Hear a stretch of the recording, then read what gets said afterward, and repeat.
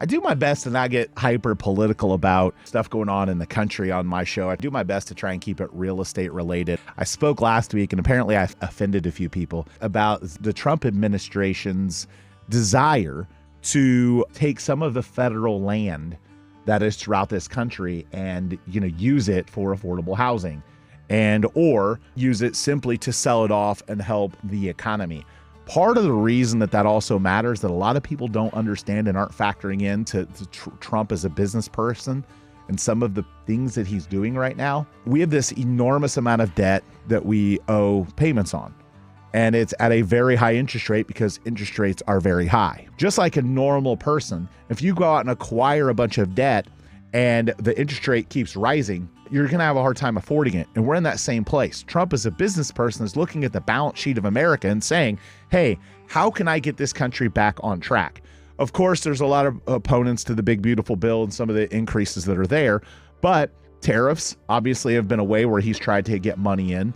And one of the presses about interest rates is related to the debt that we have to service. So if he wants to get the debt paid down, tariffs is a new source of revenue. He wants to cut taxes. Where else can he get money from? AKA tariffs, AKA maybe taking some of the federal land and selling it to private development. When I talked about that, the premise of it is that America can only go so long before it becomes bankrupt, before it doesn't have the ability to pay its debts. Just like consumers we deal with every day that don't have the money to pay their bills or they don't have a job. I mean, America is massively in debt, and they've got to do things to try and recover that and put things into a better place from an interest rate environment. So speaking of our local real estate market, one of the things I think everyone knows is that Tampa Bay and Florida in general saw a massive population increase during COVID, simply because of the, kind of draconian acts of governments up in the north with lockdowns and,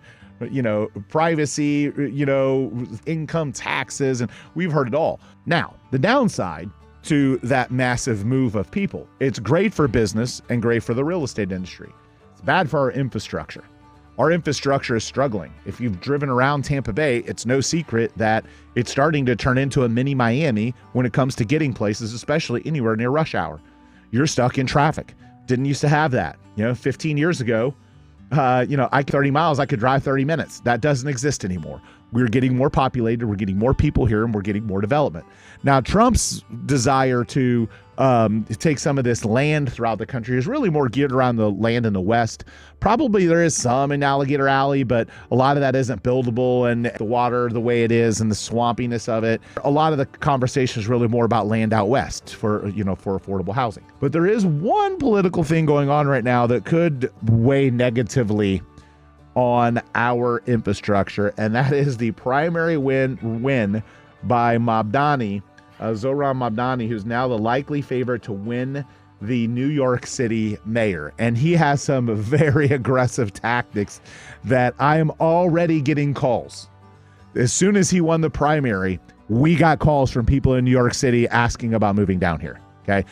So I think, again, with our infrastructure already struggling, and a lot of things heading in the direction, I think our real estate market is prime for an excellent comeback in 2026. Simply from our population growth has been stunted post-hurricanes, okay? Our tourism has been slowed down post-hurricanes. This New York City mayor is very, very controversial with some of his socialistic policies, and I think it's going to move some of the people out. And where are they looking? They're looking here. You can go to the grocery store and talk to a handful of people, and at least one of them is going to say, I moved to Florida, where they came from. Okay, so our infrastructure needs improvement. There's no question, but our real estate market is going to get the benefit of this. So if you've been sitting on the sidelines, not buying, if you've been sitting on the sidelines, not selling, I think relief is coming.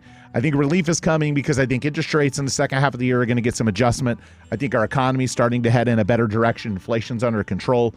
I think political choices of things in the north and out west are going to move population here, no different than COVID. But here's the one wild card, okay? So I think we're going to get some population movement, okay? A benefit, of course, to Florida businesses and Florida real estate. Not necessarily a benefit to our infrastructure, not necessarily a benefit to our quality of life. I'm just being honest. I benefit from it, but man, I get frustrated too. I drive through traffic sometimes. I'm like, man, I kind of miss when Tampa felt like a small town, but I think it's coming. The New York move of population, I think, will fuel our market some. I think we're going to see some interest rate relief. I think 2026, there's a decent chance we see some considerable property tax relief. Again, we're still Tampa Bay. We're still Champa Bay. We got winning sports teams. We have great weather. We have sunshine. We have rainbows. But here's the wild card. It's this hurricane season.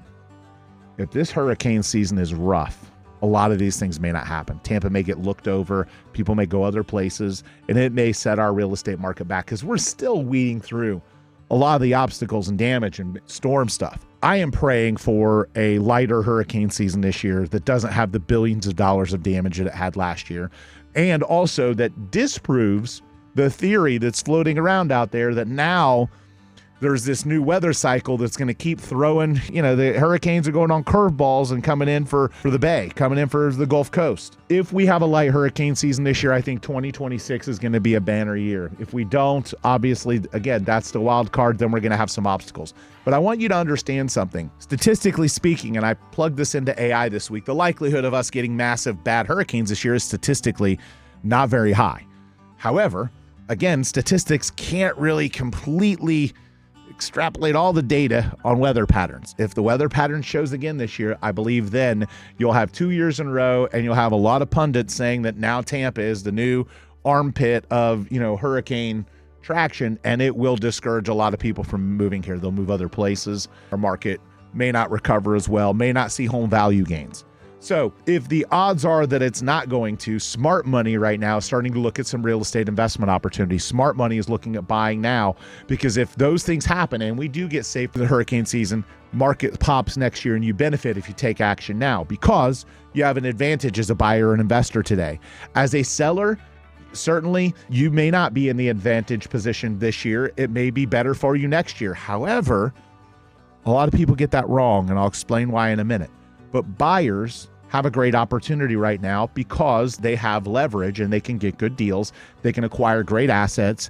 There are some people out there that are more motivated than others to sell inventory. If we go unscathed this year, next year is going to be a really good real estate year. If we don't, we're going to kind of stay in that stagnant place, I think, and we're not going to recover as much. But again, projected to see some property tax relief, some relief on interest rates, and then obviously I think 2026, we start to see a nice bounce for our market. But I talked a second ago about home sellers and why they get it wrong when they say things like, well, I'm just going to wait for home values to go up. And I talk to them all the time. And far too often, a lot of them think emotionally, and then they lose money, and then they finally decide that they don't want to lose more money. Because here's what's happening.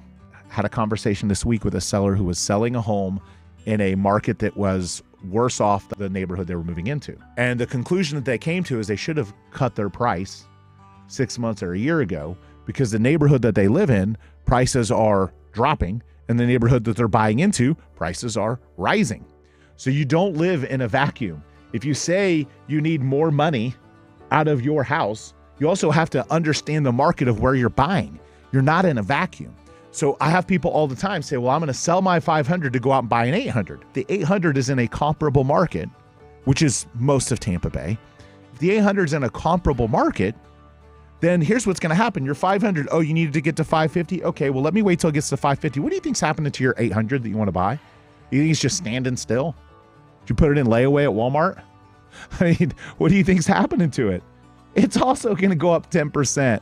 So you just think, oh, I got to 550, so now I can put more money in my pocket to go out and now pay 880 for the house that was 800. You lost 30 grand at least, probably more when you factor out the title insurance, doc stamps, commissions. You probably lost more than that, but you lost money. So many home sellers don't realize if they're going out and buying and they're waiting for the market to get better. Now, again, it's one thing if you're waiting for the market to get better because you don't have enough to pay off the loan. That's different. But if you're waiting for the market to get better because you want more money, you're losing money. It's a fallacy. You're going to go out and spend more money because the home that you're going to buy is also going to go up too.